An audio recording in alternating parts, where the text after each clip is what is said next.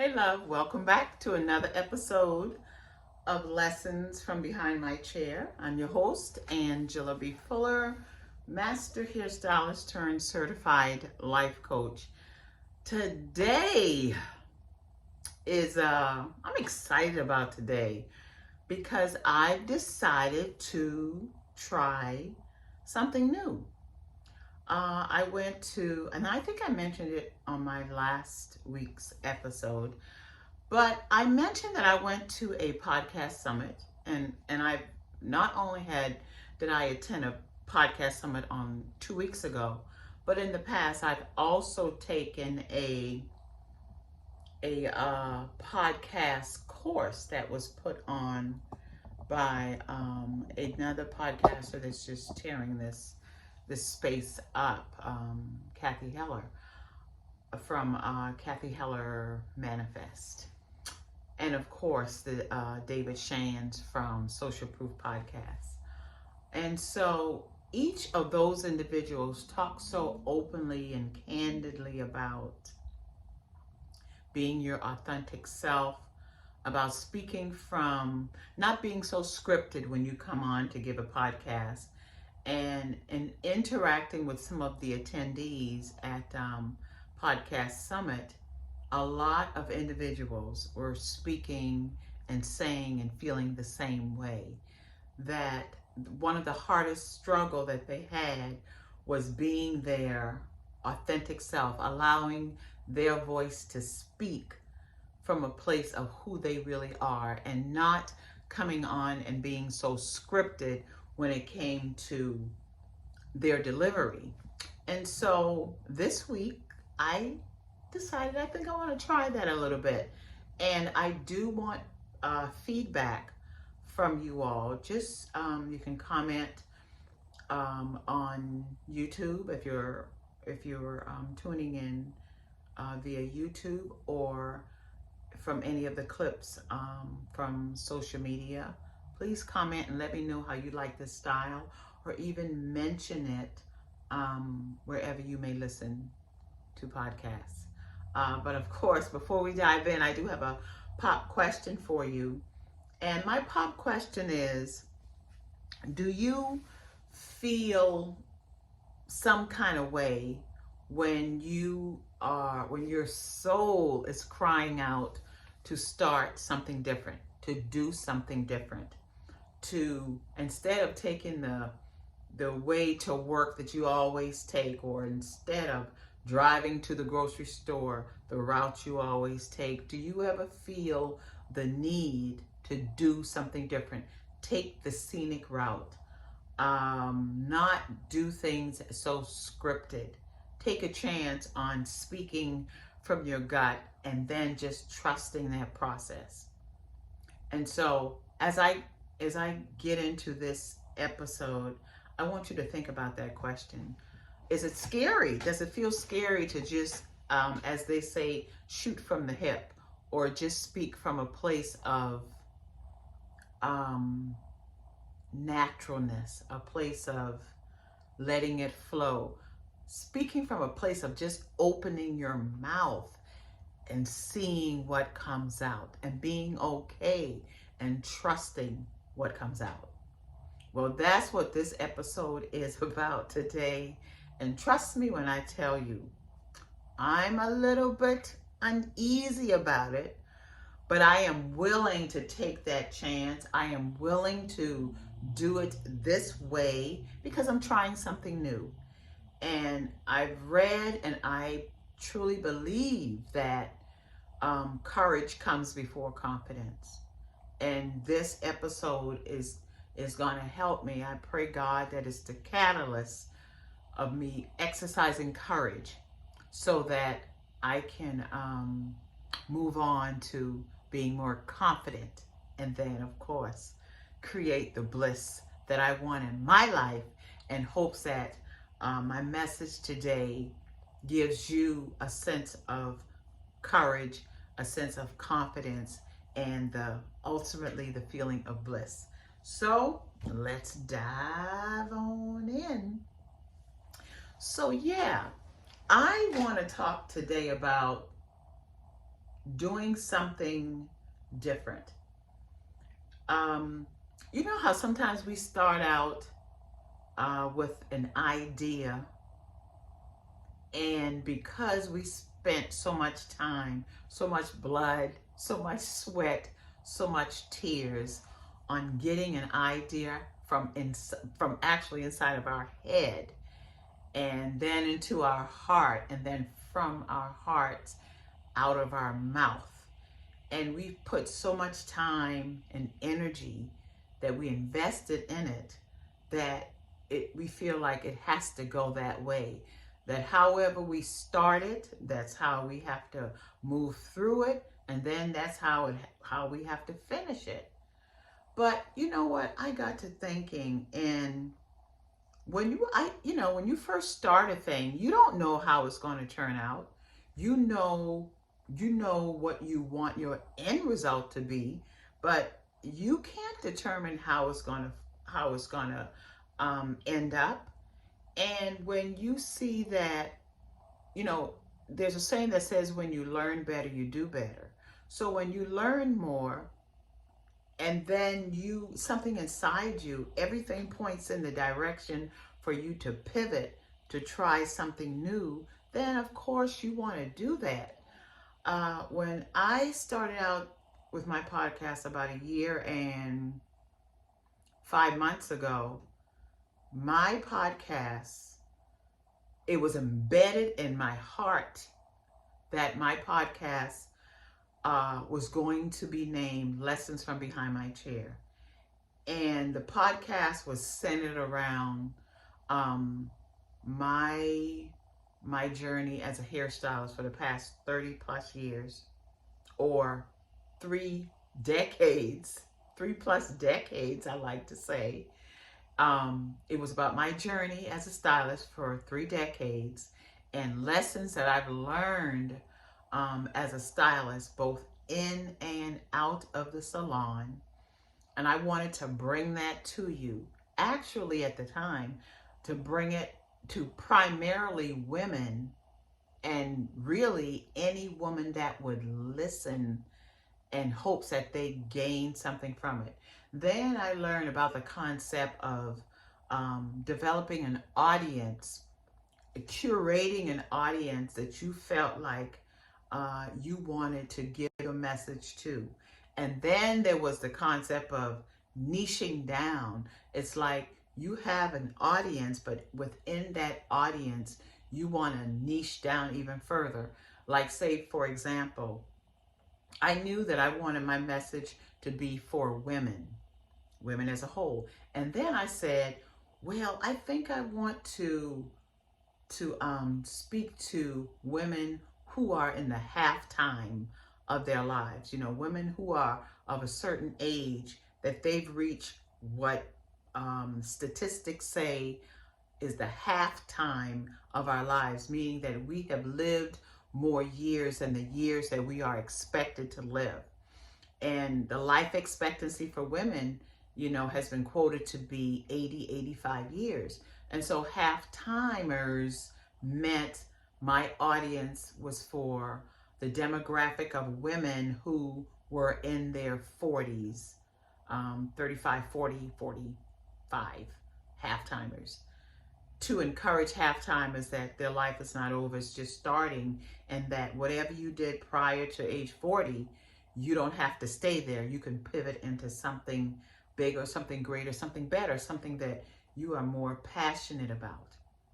And then as I learned more and listened to different podcasts and got mentorship, I say, well, maybe I can try, maybe I want to pivot from women in the halftime arena into letting my message be for women in the beauty industry, because I spent all of my adult life in the beauty industry.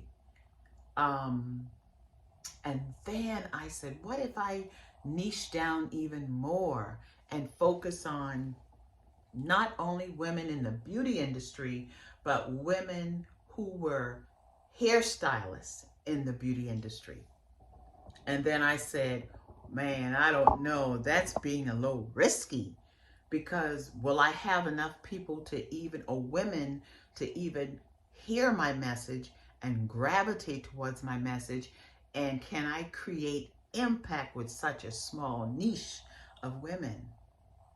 And then I thought about when I first got into the beauty industry as a hairstylist, and how I wish I had that type of mentorship, how I wish I had women right at my fingertips that I could learn from, that I could borrow their belief, that I can look at their success and then borrow on their success to believe that it could be possible for me to be successful in this industry. And I'm going to tell you, I made a whole lot of mistakes along the way.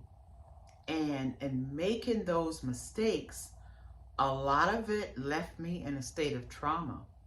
A lot of it left me afraid to try even harder.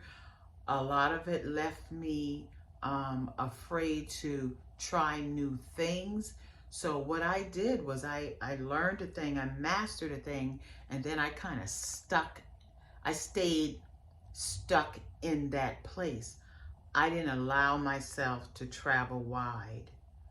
I remember when I was contemplating whether I even wanted to remain a hairstylist, I had opportunity to become a platform artist.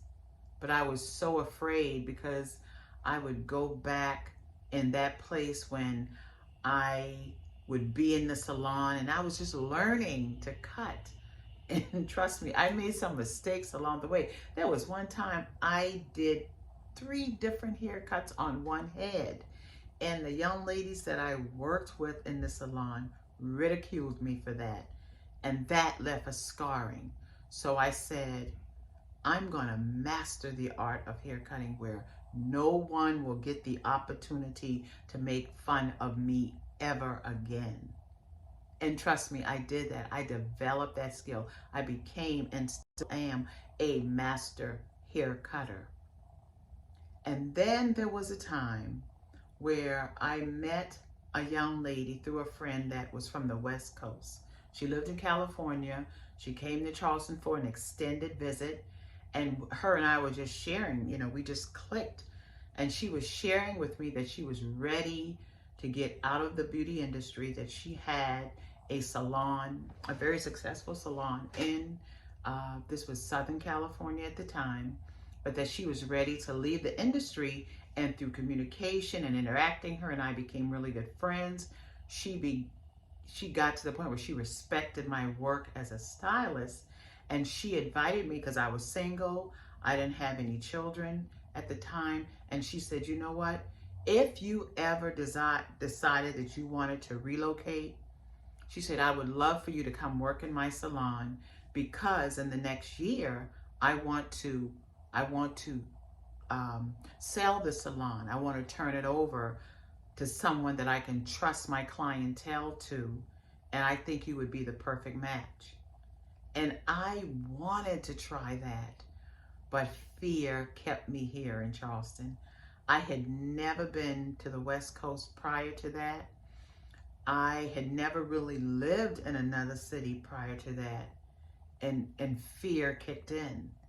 And so I missed that opportunity because of fear, because of past trauma, of mistakes that I had made in the beauty industry. And when it came to working with clients and running a business, and so I just didn't trust myself enough. So I guess what I'm saying is, there was a point in my beauty career that I believe I let certain opportunities just slip through my finger, just pass me by, because of not believing in the gifts and the talents that I possess, that other people could see. And it's clear that I had the skill set to perform, but I didn't have the proper mindset to believe enough in myself to be successful at it. And so I began to think, in this day, in this moment, how many times have I let opportunities slip out of my fingers, just slip through my fingers, because I had the skill set, but I didn't have the mindset to make it work. And so you guys, I am to the point where I want to see about something. I have a deep love for this industry. I have a deep love for helping women to look and feel beautiful, not only on the outside through hair cutting and styling and hair coloring, but on the inside in terms of building self-confidence, building self-esteem, building belief within themselves, getting rid of imposter syndrome, getting rid of that negative, egotistical voice that tells them that they must be safe. Danger ahead, retreat, retreat, retreat back into what you know, retreat back into what keeps you feeling safe. And so I think I am willing to try pivoting again. I believe at this time I'm going to change the name of my podcast. I'm going to change the name of my brand. I'm going to change the demographic of who my message is for, of who I want to create impact for. And the name that I have come up with is Rollerset to Mindset. And my audience will be women in the beauty industry, and more specifically, hairstylists that's in the beauty industry. I think, and I look around and I talk to and I observe, there are so many hairstylists out here that filled to the brim with skill set. But there's a key, crucial element missing, and that is the mindset. Because so many times we want to elevate and we want to base it upon what we know, the tools of what we know how to use, our fingers, how to mix color, how to style, how to create wig, how to twist that hair, how to care for natural hair. But the missing element that can elevate us beyond our wildest dream is the mindset that goes with that. The belief in yourself, the courage that it takes to step out and try something new and grow. That element is missing. And that is the element that I did not have. And that is the element I believe that held me back for so long. So I want to have impact in the lives of those hairstylists who know that they need more than just skill set, who know that they need mentorship, who know that they need to borrow on someone else's belief, who knows that if they can connect with someone that has walked the road that they are about to walk or are currently walking, that they can be, do, and have anything they want. And I'm that person. I'm raising my hand. I'm stepping up and saying, if you are that stylist who know you got the skill set and you are known for the skill set, but that is not enough to propel you forward, then I want you to know that you have that person in me. And I am willing, and I could do it for days. I could talk about it for days. I am that person. I am that mentor who can help move you from point A to point B, help you to become the person you need to be so that you can make your next step. Yes, this is an incredible industry where you create a very profitable business, a very lucrative life for yourself. But you also have to ask yourself, who must I become so that I can sustain that next level? That's what I want to provide. And I am excited about it. I have some anxiousness about it. I have some fear involved, but my desire to bring it forth far exceeds and far outweigh the things that have held me back and the things that may currently be holding you back.